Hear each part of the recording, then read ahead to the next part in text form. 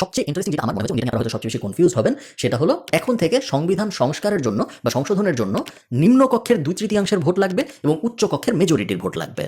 চলেন আমি এবং আপনি মিলে একটা ইমাজিনারি ইলেকশন করি, কারণ এই ব্যাপারটা বোঝা জরুরি। এই ইলেকশনে 3টা দল আছে, ফারহান দল, মাকলুর দল এবং পিকলুর। এই ইলেকশনে 3টাই আসন, ঢাকা 1, ঢাকা 2 এবং ঢাকা 3। এক আসনে ভোটার আছে 1 লাখ, ঢাকা 2 আসনে ভোটার আছে 50,000 এবং ঢাকা 3 আসনে ভোটার আছে 50,000। টোটাল তাহলে ভোটার কত? 2 লাখ। টোটাল আসন কত? 3টা এবং টোটাল পলিটিক্যাল পার্টিও। প্রথম আসনে আমি পেয়েছিলাম 51,000 ভোট, দ্বিতীয় আসনে 26,000 ভোট, তৃতীয় আসনটা আমি হারছি, ওটা আমি 5,000 ভোট পাইছি। টোটাল আমার ভোট তাহলে কত হলো? 82,000। এখন ঢাকা 1 আসনে যে আসনে মাকলু হারলো, সে আসনে মাকলু পাইছিল 40,000 ভোট। ঢাকা 2 আসন যেটাও মাকলু হারছে, ওটাও পাইছিল 20,000 ভোট। ঢাকা 3 আসনে যেটাও জিতছে, ওটাও পাইছে 30,000 ভোট। মাকলুর তাহলে টোটাল ভোট কত হইল?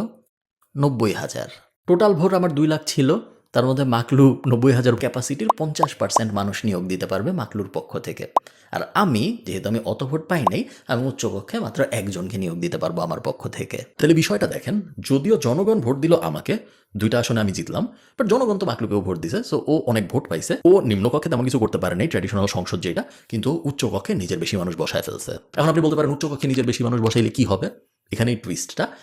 নিম্নকক্ষে যাই পাশ হবে এখন থেকে সব উচ্চকক্ষে আবার ভোটের জন্য যাবে এবং উচ্চকক্ষে পাশ হওয়ার পরেই ওইটা আইন হবে। নিম্নকক্ষে তো আমি যা বলবো তাই আইন হবে, তাই না? কারণ 2 এমপি সিলেক্ট হয়েছে নিম্নকক্ষে আমার রাজনীতিতে, এবং আমি যে ডিসিশন নিব ওরাও তাতেই হ্যাঁতে হ্যাঁ মিলাবে।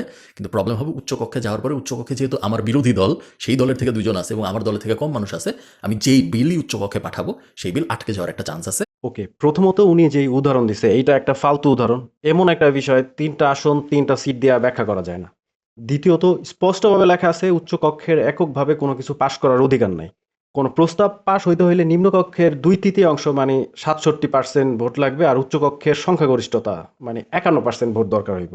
এরপর এই বিলটি রাষ্ট্রপতির কাছে যাবে, রাষ্ট্রপতি চূড়ান্ত সিদ্ধান্ত নিবে।